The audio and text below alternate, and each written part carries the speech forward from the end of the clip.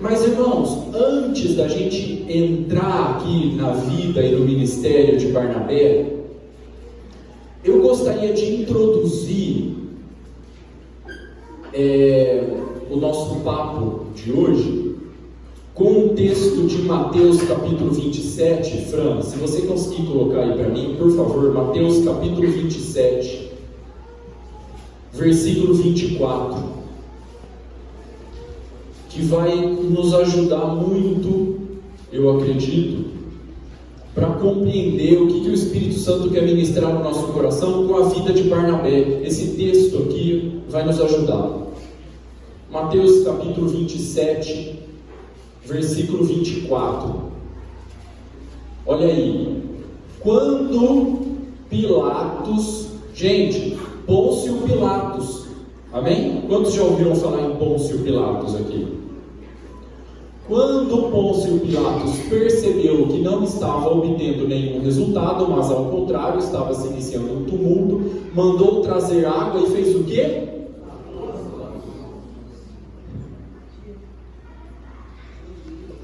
Lavou as mãos. E quem que ele estava julgando ali, para ele absolver ou condenar? Jesus Cristo. Estava nas mãos dele fazer alguma coisa, ou absolver, ou condenar, ou aceitar, ou rejeitar. O que ele fez?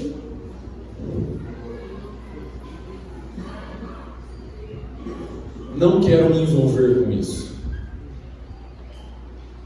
Não é problema meu. Eu não vou me ocupar com isso. Lavo as minhas mãos.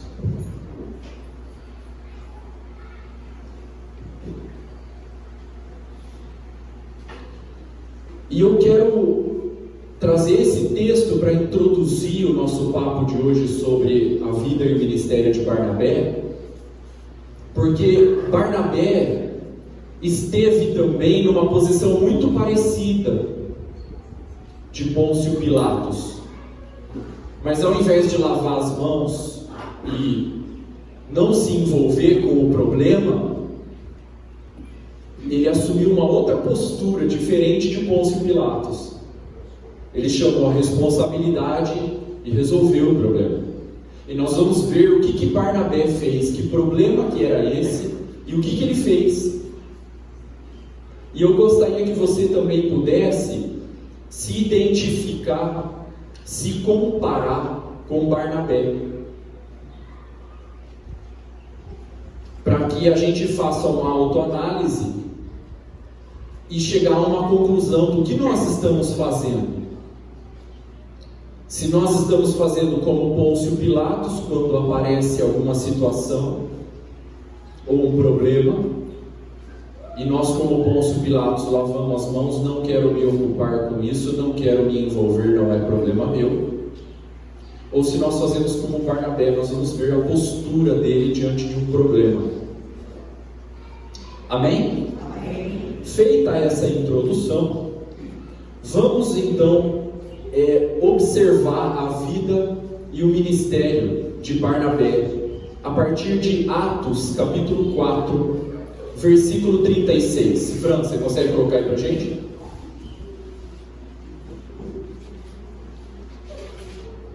Atos capítulo 4, versículo 36. Olha só o que está escrito aí, ó. José, a quem os apóstolos deram o sobrenome de Barnabé, que quer dizer filho da consolação, levita natural de Chipre. Gente, então, tinha um discípulo de Jesus aí, como era o nome dele? José. O nome dele era José. Mas deram um apelido para ele. Os apóstolos deram um apelido para ele. A gente tem essa mania de dar apelido para as pessoas. A gente olha mais ou menos a fisionomia ou as características da personalidade e logo já dá um apelido, né? para a pessoa. Acho que os apóstolos eles tinham essa mania também. Eles olharam ali o Barnabé e deram um apelido para o Barnabé. Eles olharam ali o José, e deram um apelido para ele. Começaram a chamar ele de Barnabé. Por quê? Barnabé tem um significado. Qual é o significado de Barnabé? Filho da consolação. Então eu imagino que o José, ele tinha assim uma característica de consolador, aquele que animava, aquele que fortalecia, aquele que trazia para perto, aquele que integrava. Qualquer um que passava pela vida do José saía consolado, saía fortalecido. Então os apóstolos olharam para ele e viram essa característica e deram um apelido. Você é o José, filho da consolação. E é interessante porque essa palavra consolação, ela vem da palavra grega paráclitos, que é a mesma palavra utilizada para traduzir o Espírito Santo. Então não é forçar a interpretação bíblica se nós afirmarmos que o apelido do José era filho do Espírito Santo. Imagina que gostoso os apóstolos te apelidar: você é o filho do Espírito Santo. Que gostoso receber esse apelido. Esse era o José, filho do Espírito Santo, filho da consolação. Amém? Amém. Esse era o José. Guarda a vida do José aqui, apelidado de Barnabé, ou filho da consolação, filho do Espírito Santo. Guarda ele aqui. Agora nós vamos ver a vida de um outro homem, chamado Saulo. E depois nós vamos ver o caminho de Saulo se cruzando com o caminho do José, apelidado de Barnabé. Então vamos agora dar uma olhada aqui na vida do Saulo, em Atos capítulo 9.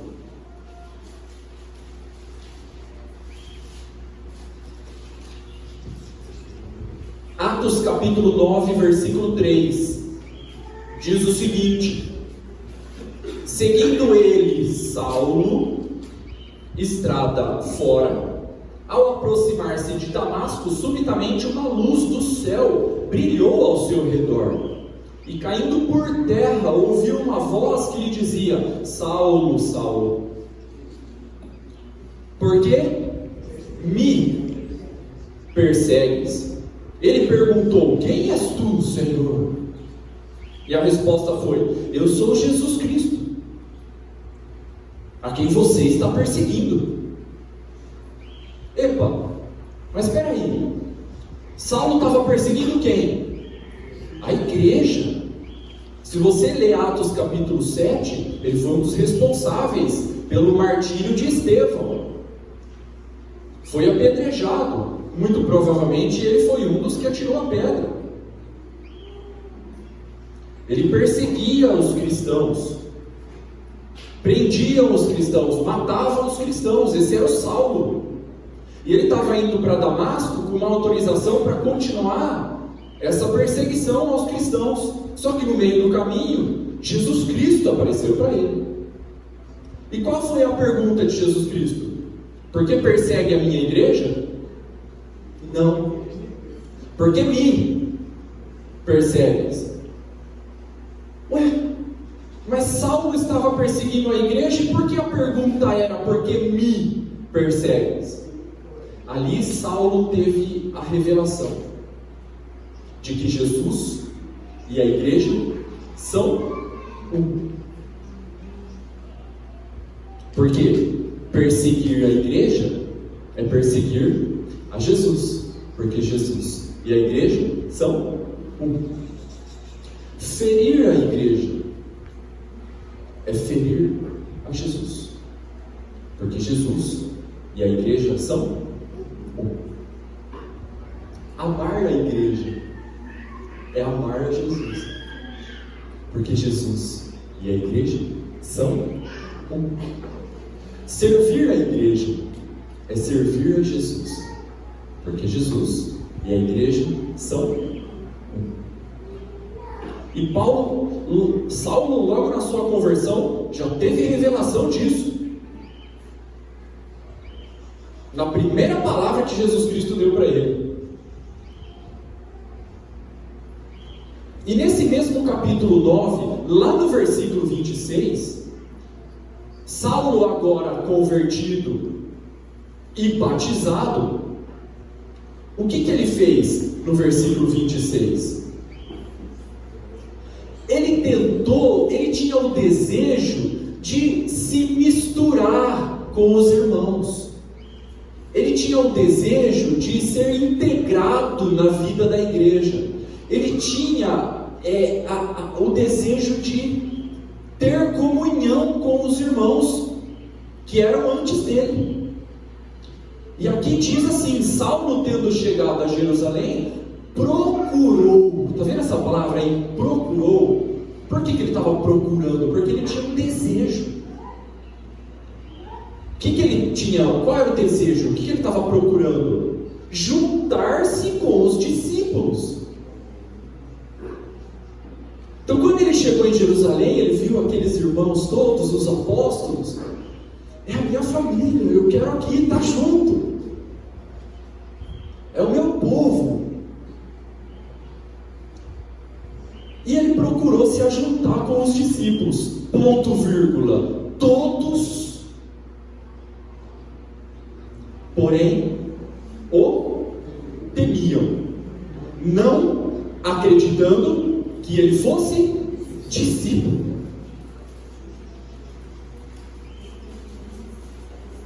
Foi rejeitado pela igreja, pelos irmãos que eram antes dele. Aqueles que eram para acolher, investir, acreditar, discipular, treinar, mentorear, pastorear, rejeitaram. Não, isso aí não é discípulo, não. Não, olha aí a cara dele. Não é discípulo nada. É intruso que se filtrou aí no meio da igreja. Não é discípulo, não. Eu tenho um dom de discernimento. Isso não é dom de discernimento, é demônio da desconfiança.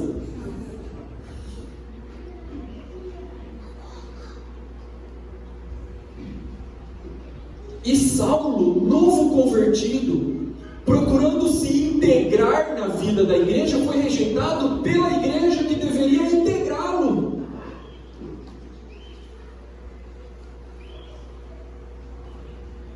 E Saulo, então, esse novo convertido que foi rejeitado, agora era mais um candidato a se desviar.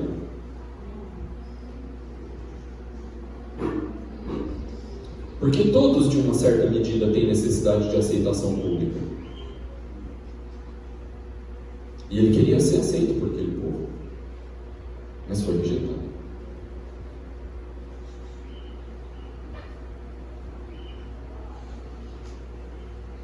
Por quê? Porque tem muitos que entram e vão embora. Por que tem muitos que entram e logo se desviam? O mundo atrai mais do que a igreja, do que Deus, do que a graça de Deus, a comunhão. Porque estes não conseguem fazer amigos no meio da igreja. Em João capítulo 5, conta uma história que eu considero a mais triste da Bíblia. João capítulo 5, no versículo 1, Olha só o que diz aí.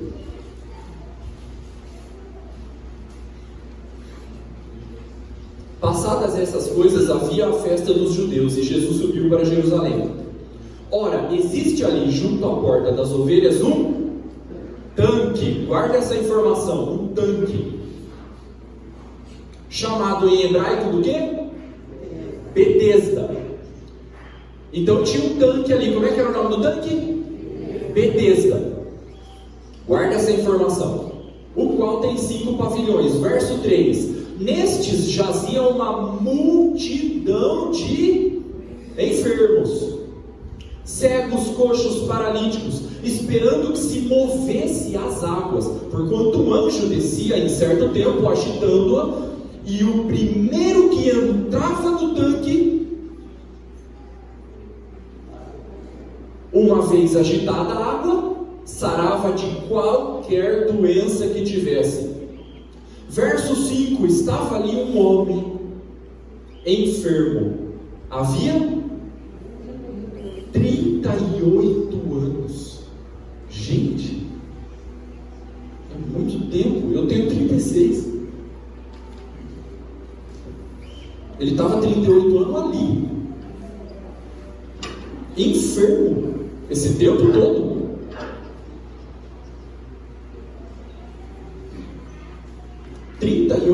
Verso 6. Jesus, vendo deitado, sabendo que estava assim há muito tempo, perguntou-lhe: queres ser curado?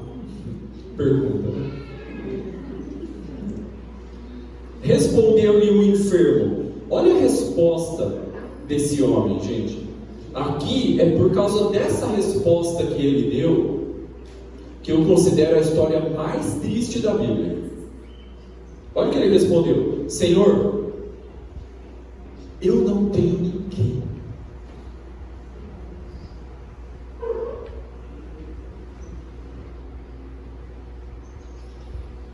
Eu não tenho ninguém que me ponha no tanque.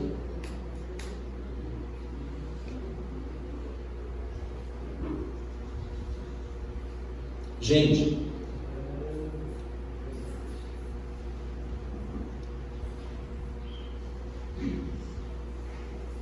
esse tanque tinha o nome de Betesda. Sabe o que significa Betesda? Casa de misericórdia.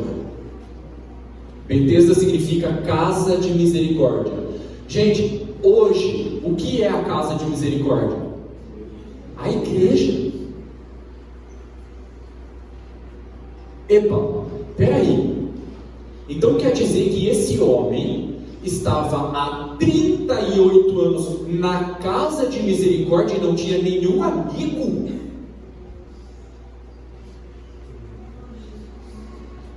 Não. Isso não pode acontecer no nosso meio.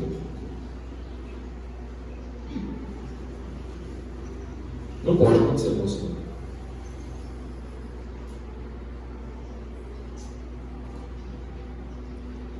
O Saulo estava tentando fazer um amigo. Estava tentando ser integrado no tanque de Betesda.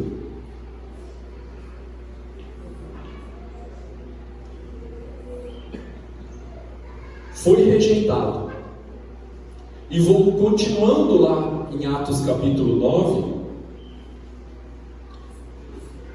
Quando nós lemos no versículo 26 que ele foi rejeitado e ninguém acreditava que ele era um discípulo,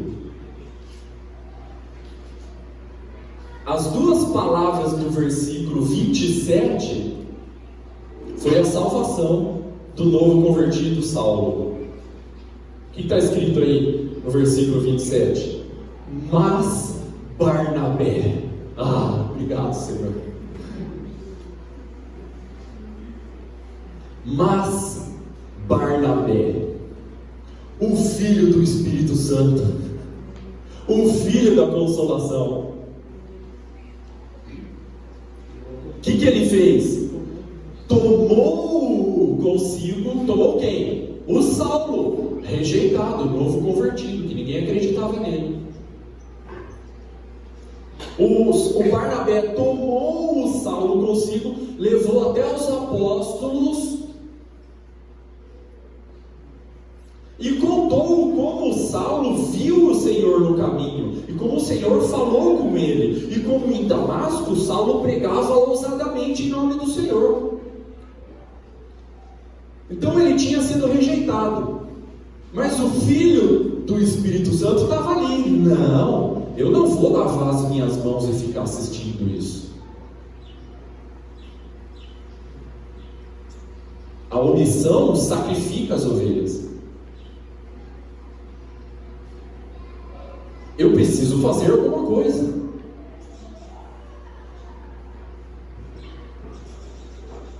E lá vai o Filho do Espírito Santo. Ao invés de lavar as mãos, não quero me envolver com isso, não é problema meu. Não. Vem cá, Saulo, eu vou integrar você na vida da igreja. Peitou os apóstolos. Aí, esse aqui é filho de Deus, sim. Nasceu de novo, sim. Foi batizado por Ananias. É discípulo, sim. Ele viu o Senhor. Deus falou com ele. Estava pregando lá em Damasco.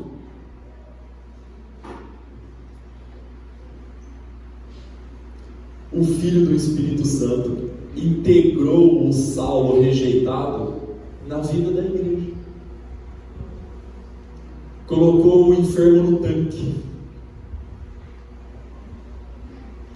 O Saulo não poderia falar como aquele enfermo há 38 anos. Eu não tenho ninguém. O Saulo poderia falar assim: eu tenho um amigo, o Filho do Espírito Santo. Ele é meu amigo. O Barnabé.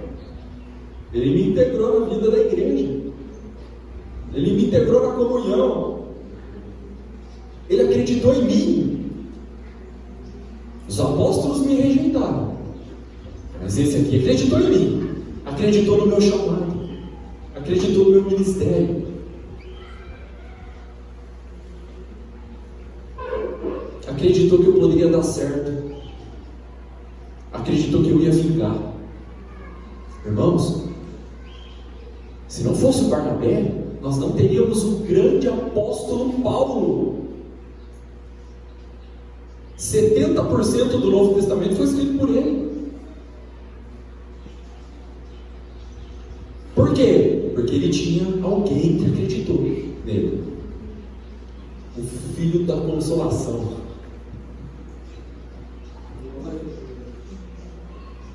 Mas Barnabé, que palavra, que versículo incrível.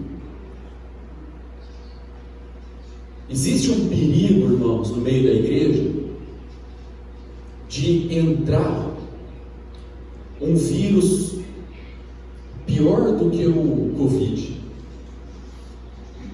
chamado, eu chamo de síndrome de Caim. Qual é o vírus do Caim? Lembra de Caim? Ele tinha um irmão. Quem era o irmão dele? Abel. E aí o que aconteceu? O que o Caim fez com o seu irmão? Matou o seu irmão.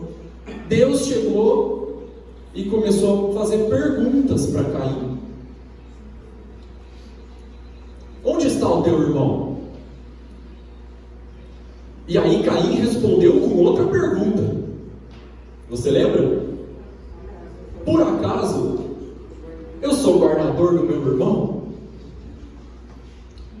E o que Deus respondeu para Caim? Lembra? Nada. Deus nem respondeu essa pergunta. Por que Deus não respondeu essa pergunta? Porque Deus não responde pergunta tola.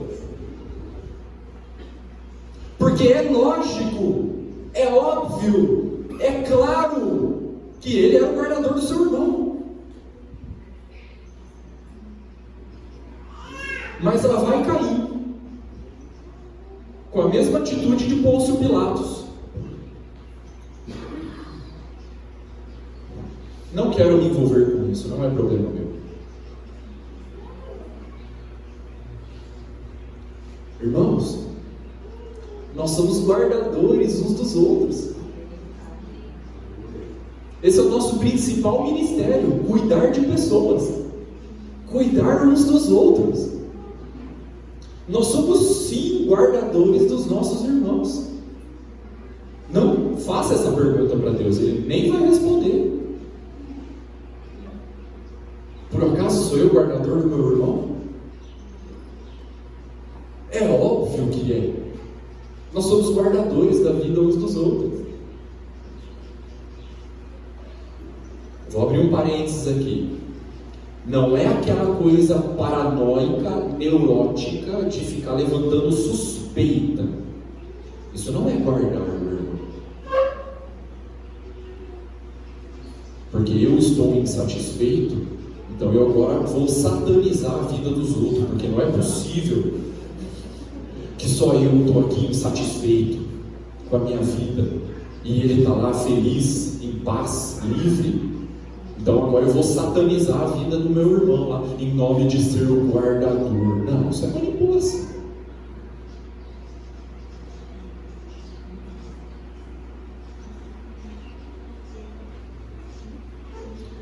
Ser guardador da vida do irmão é cuidar, é servir, é acreditar, é investir, é estender a mão, é lavar os pés, é integrar na vida da igreja, na comunhão.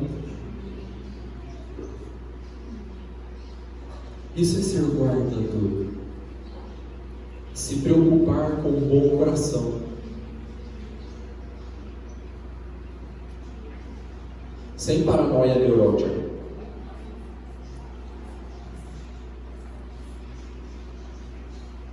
Então no versículo 27, mas Barnabé, que duas palavras incríveis. Seguindo no próximo versículo, versículo 28, agora nós vemos o Saulo já mais integrado na vida da igreja. Porque olha só no versículo 28, Atos 9, 28. Estava Saulo com eles. Então você vê que ele já tinha uma integração com eles. Em Jerusalém, entrando e saindo livremente. Paulo já tinha agora essa integração, essa comunhão. E ele pregava ousadamente em nome do Senhor. Ponto na mesma linha. Falava e discutia. Aí é a característica do novo convertido, aquele fogo evangelístico. Ele quer enfiar o evangelho goela abaixo, abrir a cabeça e meter a Bíblia ali dentro do sujeito. Começa a arrumar confusão, começa a discutir com os helenistas, a ponto dos caras querer tirar a vida dele.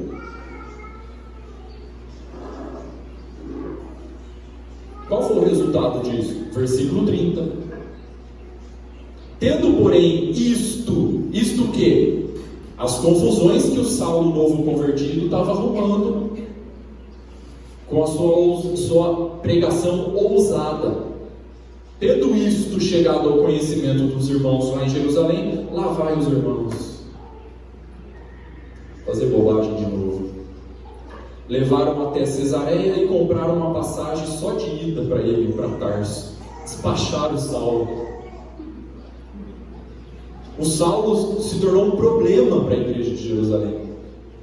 Porque aquele novo convertido começou a arrumar confusão, briga, discussão com os helenistas, começou a ser ameaçado de morte. O que os irmãos fizeram? Vamos se livrar desse problema, vamos despachar.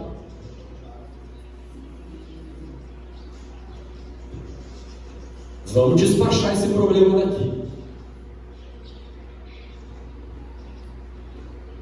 Ao invés de integrá-lo, treiná-lo, Saulo, vem cá, nós vamos treinar você. Não é assim. Não é por força nem violência. É pelo meu espírito, diz o Senhor. Nós vamos treinar vocês, vai ficar bom, a gente acredita no seu chamado, no seu ministério. Mas não. O que eles fizeram? Não é problema nosso. Vamos nos livrar do problema.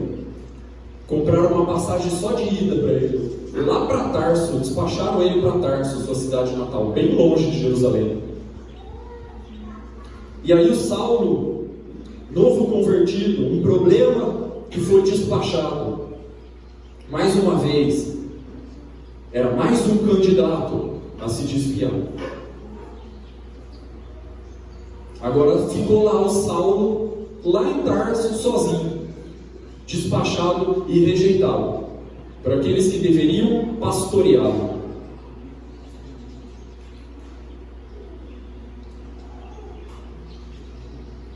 Agora vamos dar mais uma olhadinha para algumas características do José, filho da consolação. Atos capítulo 11. E a gente já vai ver o caminho de Barnabé se cruzando novamente com Saulo. Atos capítulo 11. Aconteceu numa cidade chamada Antioquia um avivamento. Em Atos capítulo 11 aconteceu um avivamento em Antioquia. Olha só, Atos capítulo 11, versículo 20.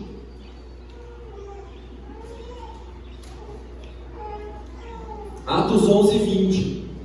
Alguns dos discípulos que foram dispersos pela perseguição que aconteceu lá em Jerusalém, que eram de Chipre e de Cirene, foram até Antioquia. Falavam também aos gregos, anunciando-lhes o evangelho do Senhor Jesus. Verso 21. Amando o Senhor estavam com estes aí. E muitos, crendo, se converteram ao Senhor. Verso 22. A notícia a respeito deles, desse pessoal que se converteu em Antioquia, chegou aos ouvidos de quem? Da igreja que estava lá em Jerusalém. E o que eles fizeram? Vamos enviar o filho da consolação para fortalecer esses novos convertidos. É só o Barnabé para ter paciência com o novo convertido.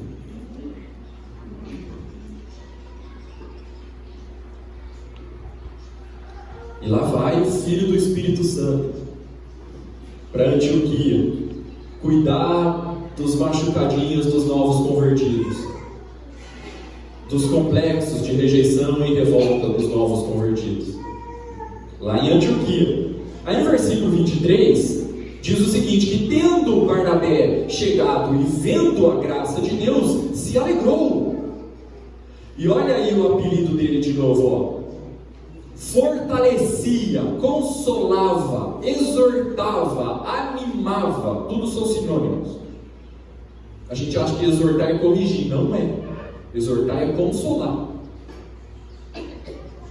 Se essa é a tradução da sua Bíblia aí para essa palavra. Tá? Então ele se alegrou e consolava a todos que, com firmeza de coração, permanecessem no Senhor. Imagina o Barnabé, chegou lá em Antioquia, aquele avivamento, um monte de bebê novo convertido. Ele se alegrou e falava: irmãos, vamos permanecer no Senhor, nós vamos conseguir, fiquem firmes, o Senhor está conosco, nós somos a família de Deus. Ele lá consolando, integrando os irmãos. E no versículo 24, nós podemos observar outras características do José, apelidado de Barnabé. Porque era homem bom, cheio do Espírito Santo. Por isso que todo mundo que passava por ele era consolado. O Consolador estava ali dentro dele transbordando. Não tinha outra. E de fé. E por causa disso, muita gente se uniu ao Senhor. Então você vê que essas características do José, conhecido como Barnabé, atraía muita gente ao Senhor. Ele era um homem bom. Todo mundo que passava por ele saía consolado. Ele integrava as pessoas na vida da igreja. Ele consolava, ele fortalecia, ele curava, ele animava. O negócio dele era gente. O negócio dele é ser humano, ele gosta de gente. Ele gosta de cuidar de gente. Então, por causa dessa característica, o que aconteceu? Muita gente se uniu ao Senhor, versículo 24. Você quer ganhar muita gente? Você já sabe o que você tem que fazer. Como você tem que ser. É assim que faz para ganhar gente. Tem que ser como o Barnabé.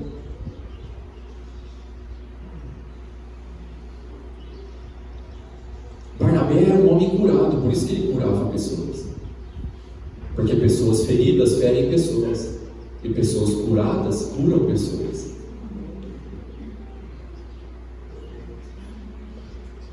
Você já viu aquela pessoa amarga, azeda, atribulada de espírito, pessimista, neurótica, paranoica, naquela consternação interna, libera palavras duras que machucam, que ferem, que menosprezam, que humilham. Sabe por que essa pessoa é assim? É uma pessoa ferida. Pessoas feridas ferem pessoas. Pessoas curadas curam pessoas. Por isso que ovelha sadia sempre dá cria.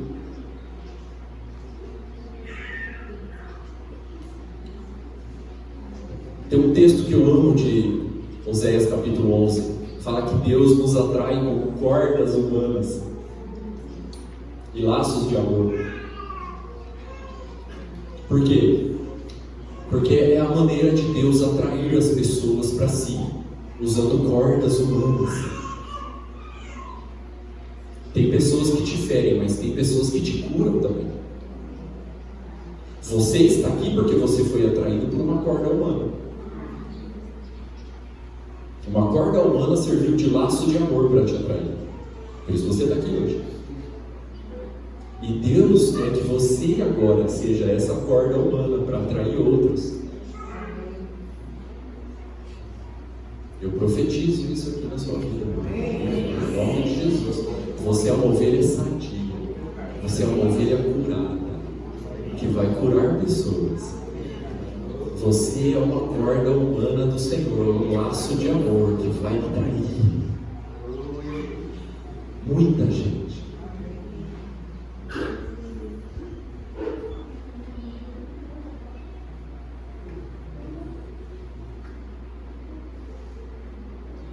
E continuando a leitura de Atos capítulo 11, depois que Saulo chegou lá em Antioquia, no versículo 24, e porque ele era um homem bom, muita gente se uniu ao Senhor. Olha só o que ele fez no versículo 25. Oh, filho da consolação! O caminho de Saulo se cruzando de novo com o Filho do Espírito Santo. O que o Barnabé fez?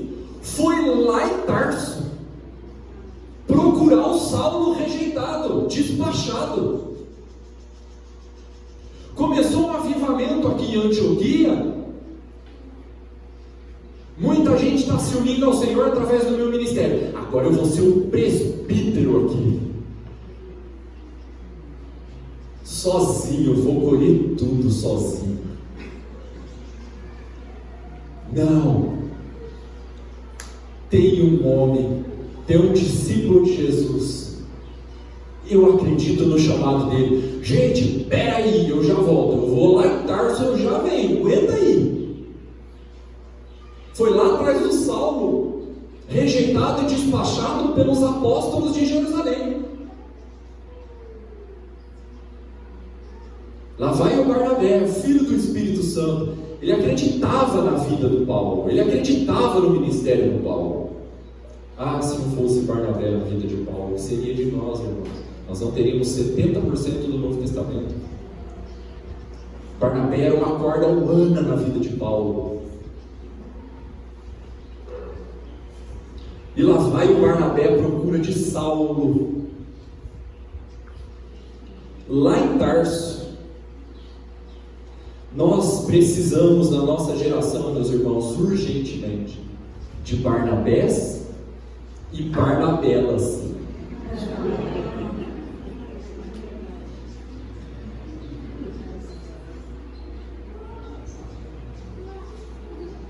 Urgentemente, que se levantem muitos Barnabés e Barnabelas aqui em Piracicaba. Agudos também.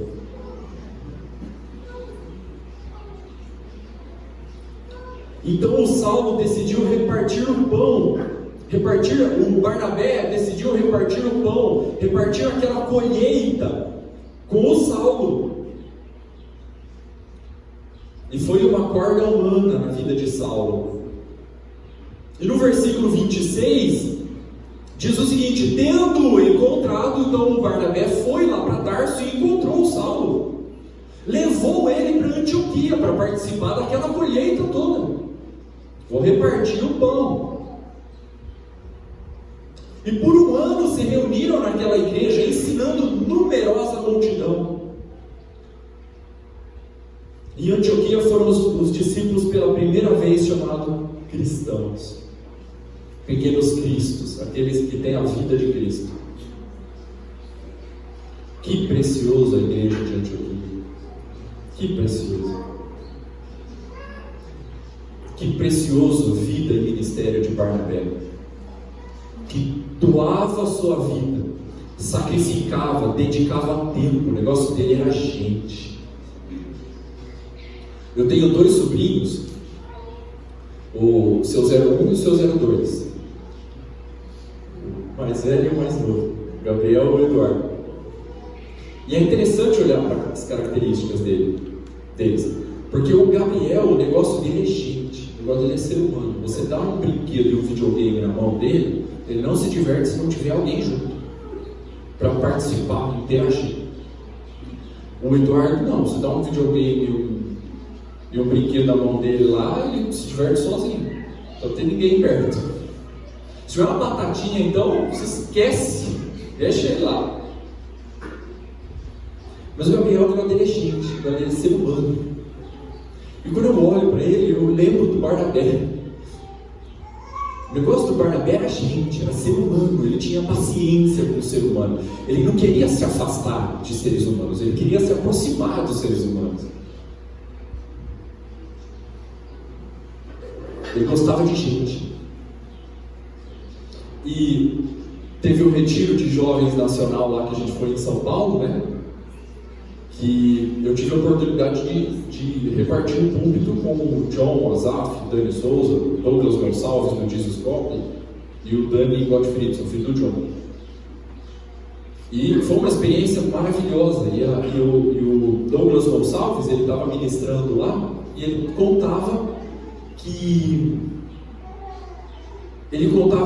uns pesquisadores, eles descobriram que tem quando a gente faz o bem para alguém sem esperar nada em troca, sem ter segundas intenções, a gente recebe uma descarga de ocitocina no corpo, que libera hormônios que dá a sensação de bem-estar, de alegria, de felicidade. E diz que uma pessoa estava dentro do carro e ele foi no drive-thru, e a hora de chegar de pagar a conta dele, ele disse assim: quanto que deu a conta aqui no carro de trás aqui? Ela falou: deu tanto. Então tá aqui, paga o meu e paga da pessoa que está aqui atrás também. Toda a conta deles, tá pago aqui. E diz que eles são amados. E saiu. Esse que fez essa boa ação recebeu uma descarga de ocitocina. O funcionário ali do drive-thru que viu aquela pessoa fazendo essa boa ação e pagando a conta do carro de trás, também recebeu uma descarga de ocitocina. E chegou o carro de trás, o funcionário falou assim: sua conta está paga. Aquele carro ali da frente, que nem sabe quem você é, pagou a conta para você e diz que você é amado. Esse que recebeu a boa ação recebeu uma descarga de ocitocina. E saiu todo mundo ocitocinado.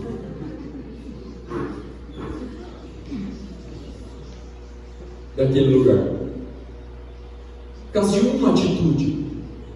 Sem esperar nada em troca. Um filho da consolação estava passando ali naquele drive-thru naquele momento. Um filho do Espírito Santo estava passando ali. Não, o carro de trás vai sair daqui consolado. Vai passar por mim assim, branco, não. Um filho do Espírito Santo, filho da consolação. Esse era o Barnabé. Se eu fosse dar um apelido para o José, eu não daria de Barnabé, eu daria José Ocitocina.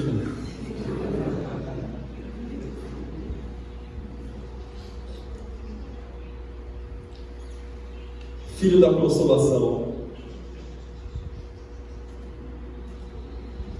Então, meus irmãos, quando nós passamos no olho pelo povo de Deus,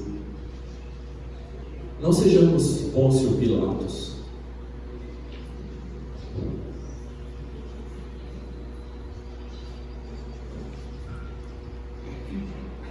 Não é problema meu, não quero me envolver com isso. Não. Sejamos Barnabés e Barnabelas, que vai lá, que acredita. Não acredita no teu chamado, irmão. Eu acredito no propósito que Deus tem na sua vida. Eu vou integrar você na vida da igreja. Eu vou peitar os apóstolos. Eles estão acreditando em você, né? Deixa comigo. Eu acredito.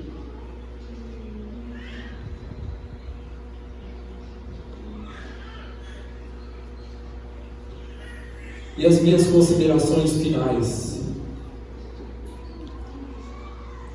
que eu tirei de lição, observando a vida e o ministério de Barnabé. As coisas facilitam, mas são as pessoas que dão significado para a nossa vida.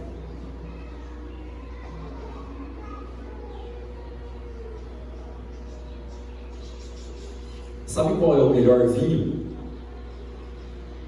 Não é aquele de origem europeia, nem de safra especial.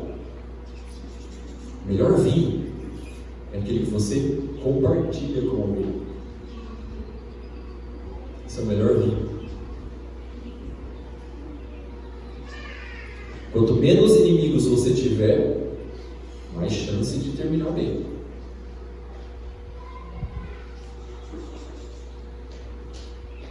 Eu não sei qual é o seu sonho, mas é certo que você vai precisar de pessoas para realizá-lo.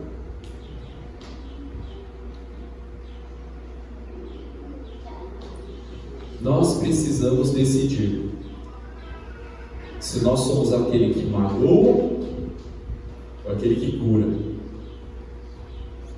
aquele que perturba ou aquele que facilita.